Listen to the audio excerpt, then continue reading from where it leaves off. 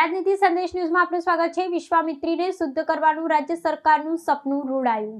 કોર્પોરેશનના પાપે નદી થઈ રહી છે અશુદ્ધ।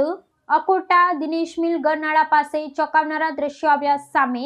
અશુદ્ધ ગટરનું પાણી નાળામાં ફરી વળ્યું। અશુદ્ધ પાણી વિશ્વામિત્રી નદીમાં ઠાલવવામાં આવતું હોવાનું કારસ્તાન આવ્યું સામે।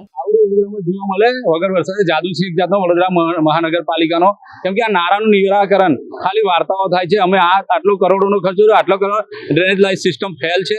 કોઈ બી જગ્યાએ જાઓ વડોદરામાં તમને પાણી ભરેલું જ મળશે વરસાદ પડશે તો, અને વરસાદ નહીં પડ્યો હોય તો કેટલી જગ્યાએ આ ગટરો ઉભરાતી હોય છે। એનું સીધું દેખીતું કારણ કે Vadodara drainage line system fail છે। કોર્પોરેશન કોઈ બી ટેકનિકલ રીતે વાર્તાઓ નથી કરતી, તે કામ નથી કરતી, ખાલી કાગળ પર કામગીરી કરે છે, લોકોને દેખાય। આ કેટલું સ્મેલ મારું, દુર્ગંધ મારતું, તમે ગમે ત્યારે આવો આ નારું સ્મેલ જ મારતું હશે।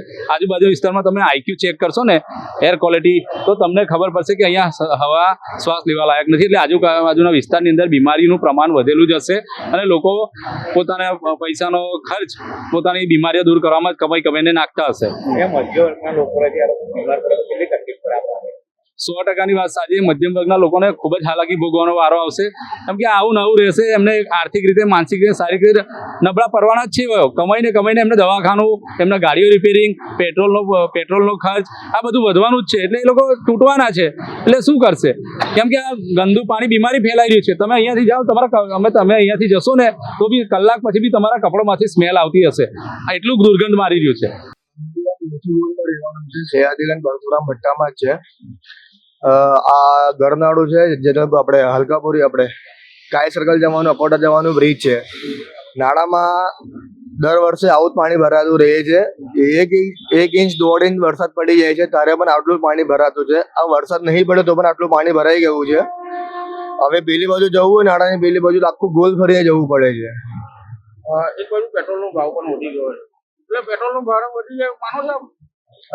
પેટ્રોલમાં ખબર નહીં હવે શું છે શું નથી, પણ આ જે તંત્રએ આ બધું કર્યું છે, આ બુલેટ ટ્રેનની કામગીરીમાં આ બહુ ખરાબ કર્યું છે। કેમ કે આ પાણી આટલું ભરાઈ જાય છે, હવે પેલી બાજુ જવું હોય તો બધા ફરીને જાય છે। એટલે એના લીધે પેટ્રોલ તો વધારે ભરે ને તમારું? હા, પેટ્રોલ વધારે ભરે છે, અને પેટ્રોલનો ભાવ બી વધી ગયું છે।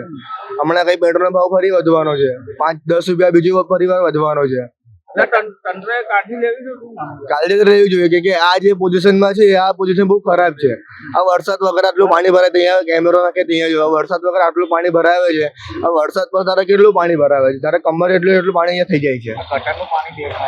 આ ગટરનું પાણી બેગ મારી ગયું છે, વરસાદનું પાણી નહીં, આ ગટરનું પાણી બેગ મારે છે। મારું નામ પઠાણ મોહન ખાન સિરાજ ખાન।